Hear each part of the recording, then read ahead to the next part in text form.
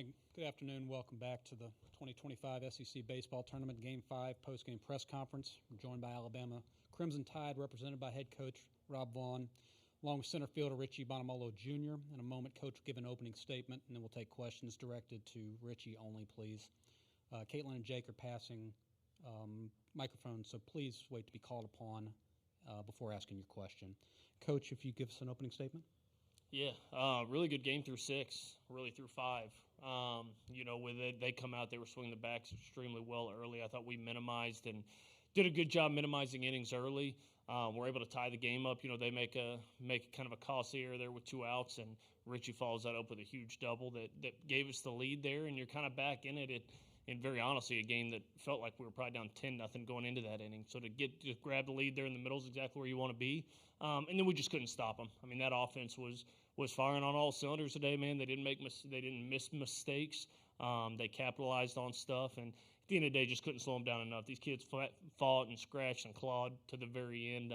Just dug too big of a hole to get ourselves out of there. So, wish we'd have played a little bit better there, but we'll turn our attention to this week and get to work and hopefully play baseball for a couple more weeks. We can get questions directed to Richie. Please raise your hand. Let's start in the back right. You had another one. Just kind of what was working for you at the plate today? I think our hitting coach does a great job of putting a scouting report out there and just committing to our plan. We go into the plate with a plan, and I just executed it. And, when you're doing it for your team, it feels even better. Next one for Richie. In the left, fourth row. On the one where you got tagged out at second, were you disappointed to see Cade not get the wave? Not really. I think in the moment I should have kept my eyes up, rounding second, and it was kind of too late when I looked up and everything happened. But, everything happens for a reason. So, standing in the back right. Hey, Richie, just for you guys to come in the ninth and still put some runs across home base and, try to continue to make this a ball game late, just kind of what does that late effort show about the resiliency that this group has, and how can that benefit you guys in the NCAA tournament? I think we've been incorporating something like, it's always about the finish. And, even though, we lost today, I think the fight kind of showed how much, our team puts into this, baseball team. So I think it is perfect. In the second row on the right. Emily Smart, Tuscaloosa News. Richie, how are you feeling after running into the wall? And what was your reaction to that play? It wasn't as bad. The wall had padding, but I think it was a cool play.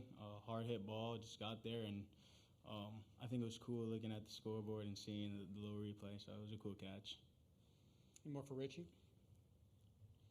If not, one more in the middle. Richie, Matt Talbot from World Baseball Network. What's it like, the next week you guys might host a regional or possibly. How do you just feel about what you guys want to do next week to just capitalize on the tournament? I think no matter what, our team knows what our strengths are, and we know what we have to work on. And if we're, hosting a regional or going somewhere for a regional, it's not going to matter. We're just going to still show up and do what we do. If that's it for Richie. Richie, thanks for your time today. Good luck the rest of the way. Thank you. All right, questions for Coach. We'll start in the front row on the left. Hey, Coach, you rally back from 5-1, take the lead. How difficult is it to try to manufacture 2 big rallies in one single game against the defending national champions? Yeah, I mean, Tennessee, you kind of saw what they were. I know they've scuffled a little bit down the stretch and haven't played their best baseball, but, man, that offense is scary. When it gets rolling, it's scary, and they were rolling from the rip. I think they were on time. They were taking stuff away, and they just got in a groove there, so it kind of just got hard to stop, and really as weird as the first 5 innings were, you felt about as good as you could with a 6-6 game and running Zane Adams in, and it's a little bit of a different role for him. It's something he's not used to, and he just wasn't sharp. We'll get 2 freebies there to the middle, and that's it. That's when we just need him to come down and kind of shut that down. And believe me, it ain't out of lack of effort for that kid. I mean, he made himself available today and wanted to pitch today.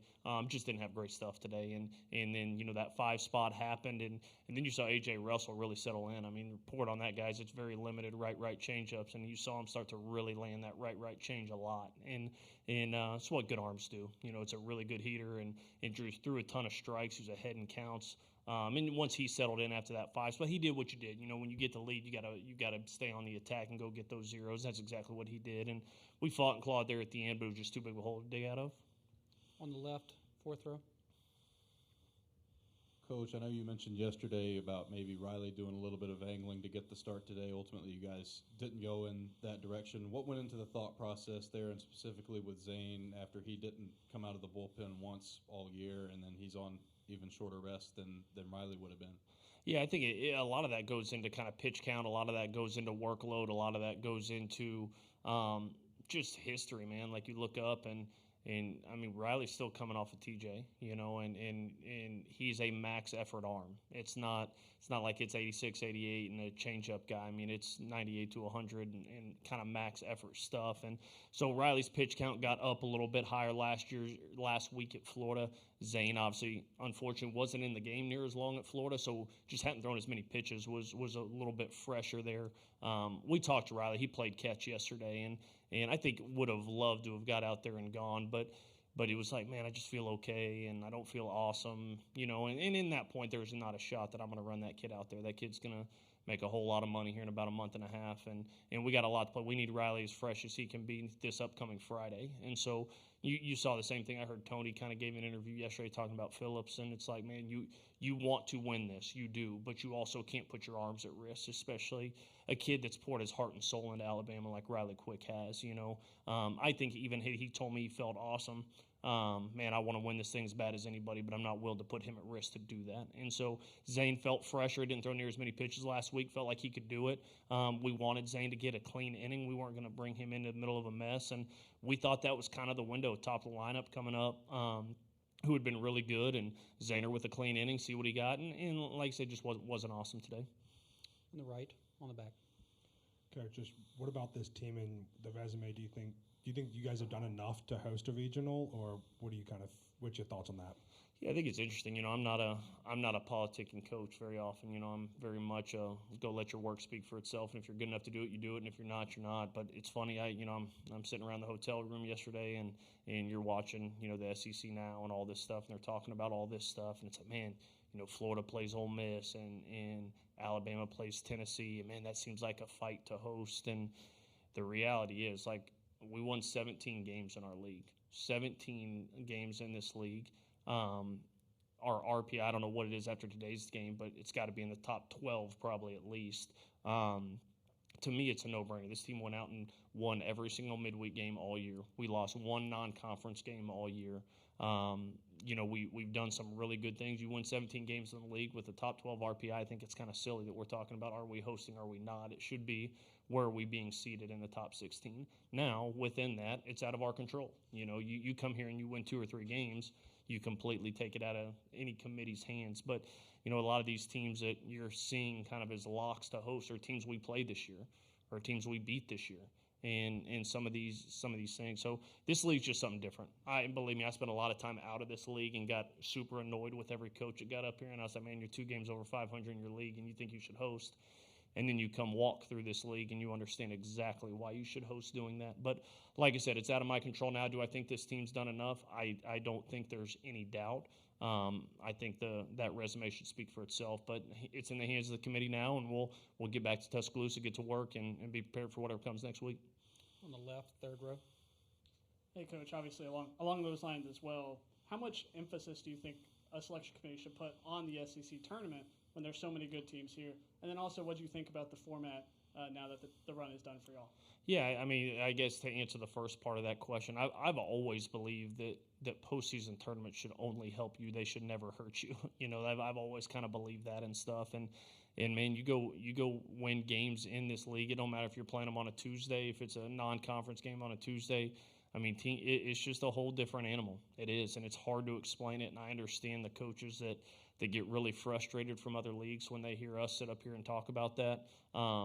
But, man, it's just something different. We just got done playing 10 super regionals. That's exactly what we played, and there's nothing that matches that. There's great players all over the country, no doubt about it. There's great teams in the ACC, in the Big 12, in the Sun Belt. There's great teams everywhere. There's no doubt about that.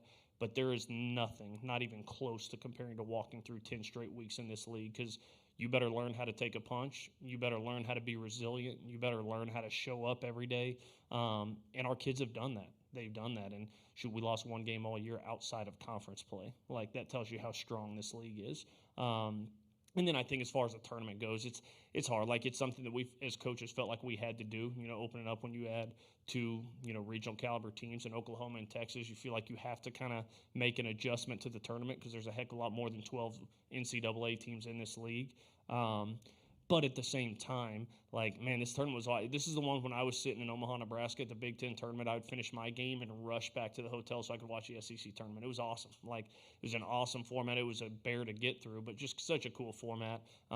So like it or not, that's just kind of the hand we were dealt and what we felt like we needed to do, and I think it's going to be a good thing for the league. First row on the right. We'll start there.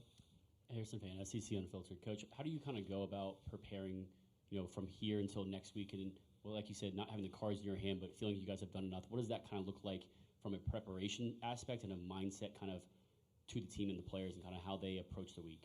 Yeah, I mean, we'll have about 10 days till our next game, whether that's at home or whether that's on the road. We got about 10 days. So for me, we'll get home tonight. We'll go back to the hotel, shower, get packed up, and we're only an hour from here. We'll get back to Tuscaloosa tonight, get some rest, and we'll talk as a staff. More than likely, give the boys a day tomorrow. Just let them get their bodies underneath them, let them rest, and then we got to do some things to simulate some stuff. Riley Quickle will need to throw, kind of whether it's live hitters, whether it's extended bullpen, whatever that is. We'll do some stuff this weekend, and to me, just get these bodies fresh. At the end of it, whatever comes next, it's how do we play next weekend?